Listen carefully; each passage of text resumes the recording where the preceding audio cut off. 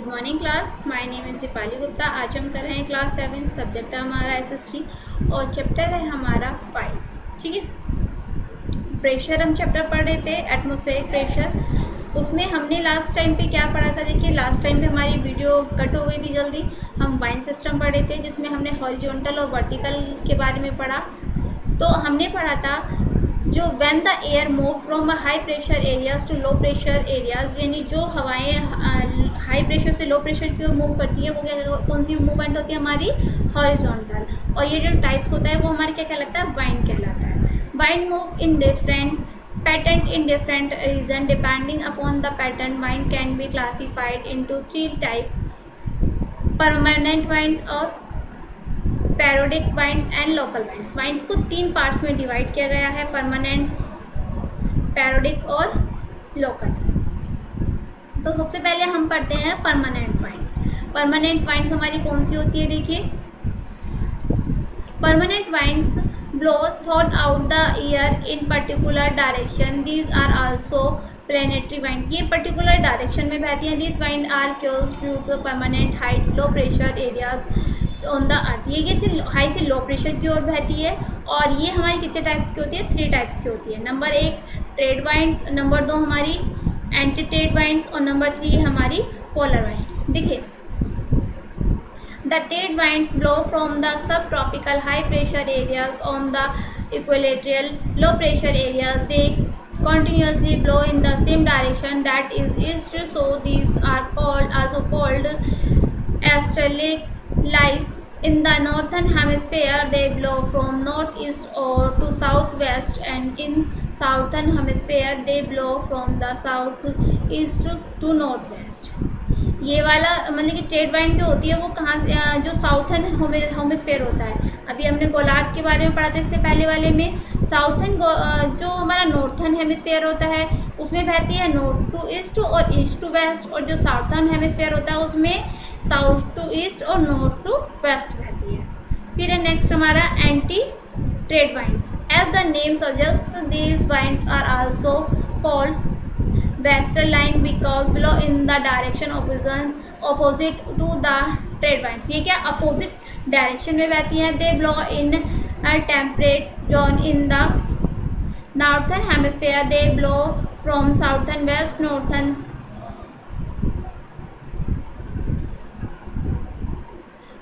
southwest to northeast, and in the southern hemisphere they blow from northwest to southwest.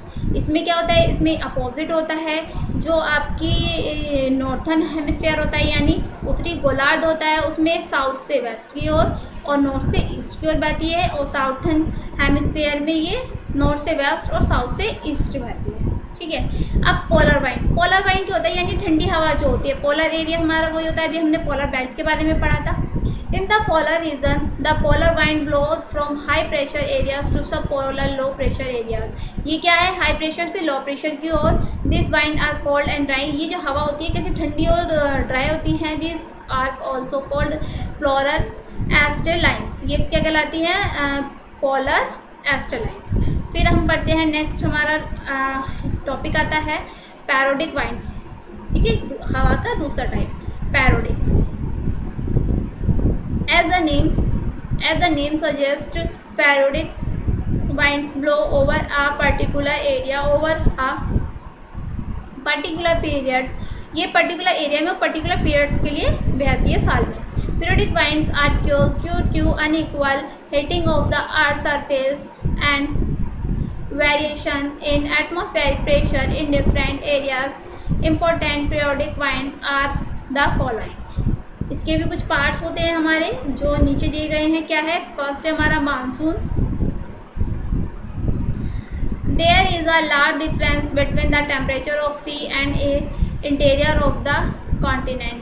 मतलब कि देखिए, monsoon में क्या होता है? जो समुद्र के पास के इलाके होते हैं और जो नॉर्मल अलग इलाके होते हैं वहाँ के टेम्परेचर में एक बहुत बड़ा डिफरेंस पाया जाता है। As the air in interior of the continent heat up creating a low pressure, the air from the subtropical high pressure areas blow toward the interior. This season wind the called monsoon wind.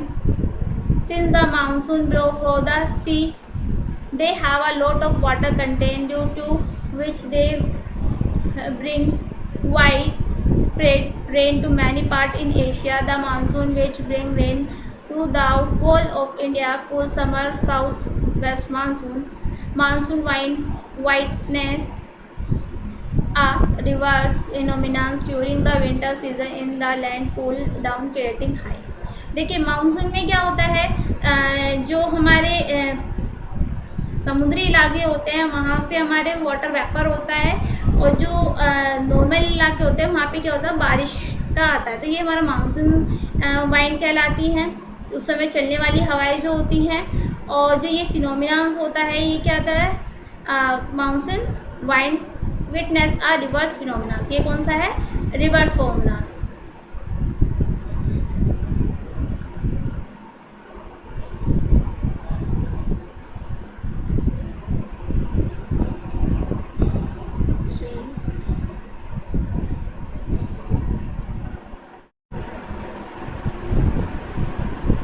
Pressure area, while the sea are still hot, creating low pressure area, so the air blow from the land the sea. These winds are called winter or northwest monsoon। ठीक है, यानी जो हवा होती है वो land से सी की तरफ जाती है, तो वो क्या कहलाती है, हमारी विंटर वाइंड और या नॉर्थ ईस्ट मानसून। क्लियर। अब है हमारा land and sea breeze. Land और सी ब्रिज क्या है, देखिए पढ़ते हैं हम। Land and sea breeze blow due to the difference in temperature between the land and the sea. During the day the land mass heat up faster, creating low pressure areas, so to the wind blow from the sea. At night the sea mass cool down faster while the sea is still warm, the create high pressure area on the land, so the wind blow from the land. The wind which blow from the sea is called sea breeze, and the wind which blow from the land is called land breeze। अब देखिए हुआ क्या, आपको दो figure दिखाई दे रहे हैं, ये हमारा सी ब्रिज है और ये हमारा लैंड ब्रिज है। ये होता क्या है इसको समझिएगा। आपने देखा होगा रात के समय क्या होता है, पृथ्वी हमारी गर्म होती है, ठीक है, पृथ्वी हमारी ठंडी हो जाती है और पानी हमारा देर तक गर्म रहता है। तो जो भूमि से हवा निकलती है वो क्या करती है, पानी को ठंडा करती है, ठीक है, रात के समय, तो वो हमारा लैंड ब्रिज कहलाता है। अब डे के समय क्या हुआ, सूर्य की किरणें पृथ्वी पर आई तो पृथ्वी गर्म हो गई, और जब वो वाटर पे पड़ी यानी समुद्र पे पड़ी तो क्या हुआ, समुद्र के पानी को गर्म होने में टाइम लग जाता है। तो क्या होता है, जो समुद्र की ठंडी ठंडी हवाएं हैं वो उसके पास की भूमि को गर्म रखती है, तो ये हमारा सी ब्रिज कहलाता है। समझ में आ गई लैंड ब्रिज और सी ब्रिज। लैंड ब्रिज में क्या होता है कि जब रात के समय देखिए पृथ्वी का क्या हुआ, जैसी सूर्य की किरण पृथ्वी पे पड़ी वो गर्म हो गई, और जैसे ही जब हमारा सूरज छिप जाता है तो क्या हो जाता है, वो ठंडी हो जाती है जल्दी, लेकिन पानी क्या होता है, देर से गर्म होता है, देर से ही ठंडा होता है। तो यही रीज़न है, जब रात हो जाती है तो जो ठंडी हवाएं हैं समुद्र के पास के इलाके से वो समुद्र की ओर बहती हैं और समुद्र के पानी को ठंडा करती हैं, ठीक है। तो ये हमारा लैंड ब्रिज होता है, और दिन के समय क्या होता है, समुद्र का पानी ठंडा हो गया, अब लैंड हमारी गर्म हो गई, तो जो इस ठंडी हवा मतलब कि पानी से जो हवा निकलती है वो लैंड को ठंडा करती है। ये हमारी सी ब्रिज हो गई। आगे बढ़ते हैं, local wine, type of wine, third part. In addition of the above type, some region also witness local wind, that is the wind blow over the limit region. These winds are also seasonal in nature. The name of these winds have been taken from local language। ठीक है, ये क्या है, local language में इसके कुछ नाम हैं, जैसे हमारा लू हो गया, चिंको हो गया, फेहन हो गया और हार्मेटन हो गया। The hot and dry wind blow over the North Indian plains in the summer months of May and June। मई और जून के महीने में जो हवाएं चलती हैं उन्हें क्या कहते हैं, लू कहते हैं। This warm and dry wind blow along the eastern side of the Rocky Mountain in Northern America। ये जो हमारा चिन्हो होता है, चिन्हो ये कहाँ होता है, जो नॉर्थन अमेरिका की साइड है उस समय चलता है। बाद भी है हमारा phone this warm and dry, ये भी हमारा गर्म और सूखी हवाएं जो चलती है. Wind blow across the Alps in winter, ये हवा कब चलती है, सर्दियों में. Winter and the help in ripening grapes in France. ठीक है. फिर है हमारा harmattan. This cool and dry wind blow over the north west Africa and bring sucker from heat. ठीक है. ये वाला हमारी ठंडी और सूखी हवा होती है. अब आता है हमारा moisture.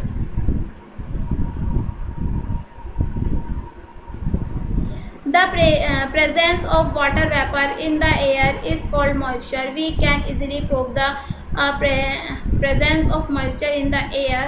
Just take a glass of cool water. In a few seconds, droplets will occur on its outer surface. There is nothing to be surprised because these droplets have come from the atmosphere when the air came into contact with the cold surface of the glass. The moisture condenses and become visible in the foam droplets. An important feature of moisture gas foam is that it can change into solid ice or snow foam or liquid water foam. The chief sources of moisture in the air in evaporation from water bodies like oceans, sea, rivers, lake, etc. A small amount of vapor is also supplied by plants by transpiration. The amount of moisture varies from place to place and time to time. It is greater over water bodies than the lands. It is greater in summer and rainy season than in winter. It is greater in low altitude than in high altitude. देखिए होता क्या है, moisture क्या होता है. जैसे हमने देखा होगा कि कभी कभी ना आपने मौसम जो होता है वो अजीब होता है, मॉइस्चर होता है उसमें, मतलब गर्मी होने के बाद भी पसीने का आना, चिपचिपाहट होना. तो ये किस वजह से होता है, जो हमारे एयर है उसमें वाटर मॉलिक्यूल्स प्रेजेंट होते हैं. उसका हम कैसे पता लगा सकते हैं, जैसे कि हमने एक ग्लास लिया, ग्लास में हमने ठंडा पानी किया, कुछ देर रखने के बाद हम देखते हैं कि ग्लास की ऊपरी सतह पर क्या होता है, वाटर के मॉलिक्यूल्स इकट्ठा हो जाते हैं. देखा होगा आपने. तो यही शो करते हैं. ठीक है. आगे है हमारा humidity. The term humidity is used to show proportional amount of water vapor present in air. Humidity भी क्या प्रेजेंट करती है, हमें यही प्रेजेंट करती है कि जो एयर है उसमें वाटर के कुछ मॉलिक्यूल्स प्रेजेंट रहते हैं. That is the actual amount of water vapour present in the air called humidity और absolute humidity. It is expressed as relative humidity in percentage. It is a ratio between the actual amount of water vapors present in the air and the maximum capacity of the air to hold water vapors at the same temperature. ठीक है. क्या हुआ कि जो water की actual amount होती है किसमें, एयर में, वो क्या कहलाती है, हमारी ह्यूमिडिटी या एब्सोल्यूट ह्यूमिडिटी. और मतलब कि कुछ टेम्परेचर पे मेंटेन करती है किसको, वाटर वेपर्स को, एयर अपने अंदर. Humidity help in cooling down और heating up the atmosphere. Absolute humidity show the amount of precipitations but relative humidity show if there will be any precipitation और not. ठीक. अब नेक्स्ट है हमारा water cycle. चलिए water cycle को पढ़ लेते हैं. You have read in previous classes that the water from the water bodies evaporates and goes up in the sky in cool down from the comes back to land in the form of precipitation. Is it flow in river and stems go back to water bodies. These phenomena is called water cycle or hydrological cycle. Thus there are involved three processes in the water cycle: evaporation, condension and precipitation. देखिए होता क्या है, आपने देखा होगा जब बहुत ज़्यादा लू चलती है या बहुत ज़्यादा गर्मी होती है मई जून के महीने में, तो जो हमारा वाटर है, ओशियन वाटर लेवल कम हो जाता है. क्यों हो जाता है कि जो वाटर है वो क्या हो गया, वेपोरेट हो गया और जो वो क्या हो जाता है, कलेक्ट हो जाता है बादलों की फॉर्म में. ठीक ठीक है। फिर वो बादल, जब हमारी हवाएं चलती हैं, वो हवाओं से जो बादल है वो मूवमेंट करते हैं, और जब वो किसी पहाड़ से टकराते हैं तो क्या होता है, बारिश हो जाती है। तो वो वापस कहाँ आ गया, हमारे लैंड पे आ गया। लैंड से वो कहाँ गया, आपके सी में गया और अंडरग्राउंड गया, तो फिर वाटर लेवल हमारा अप हो गया। फिर दोबारा से ये जो साइकिल है हमारा चलता रहता है, यही क्या कहलाता है, हमारा वाटर साइकिल। कुछ टर्म होती है हमारी, जैसे हमने पढ़ा इवेपोरेशंस, कंडेंशन और प्रेसिपिटेशंस, ठीक है। तो आज हम पढ़ेंगे इवेपोरेशंस के बारे में। When you hang wet clothes outside, they are dried up. It happens because the water in them has evaporated, that it is become water vapors and it not visible. Evaporate is a continuous process which occurs from the water bodies, plants and animals. The amount of evaporation depend on a number of factors: temperature, degree of dryness of the air, movement of air. Hot air can evaporate more water than cold air. Dry air has greater capacity to hold moisture than moist air.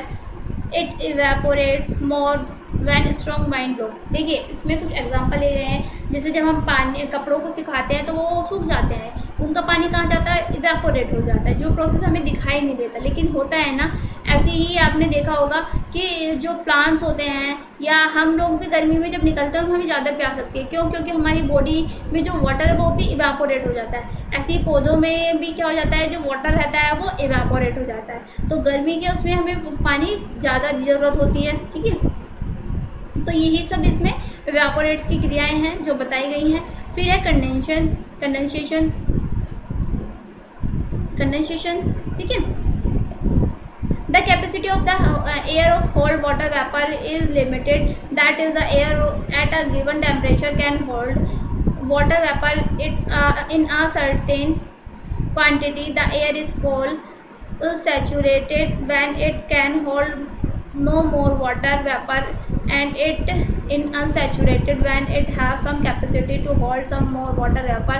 The capacity of the air decrease in the it become cooler and it increase if the air become hotter.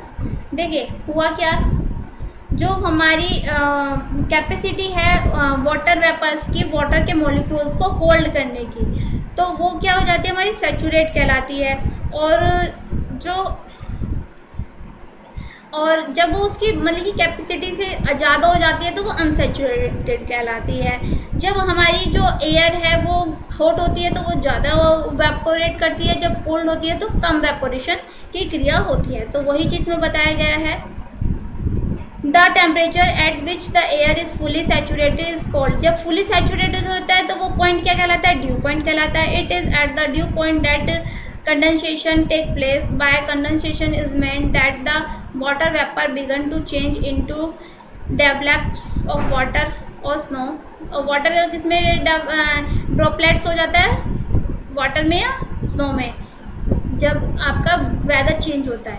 Condensation is greater at high altitude than it is at lower altitude. जो हमारी संघनन की क्रिया है वो किससे जाती है, हाई एल्टीट्यूड से लो एल्टीट्यूड की तरफ, ठीक है। तो आज के लिए इतना ही, थैंक यू।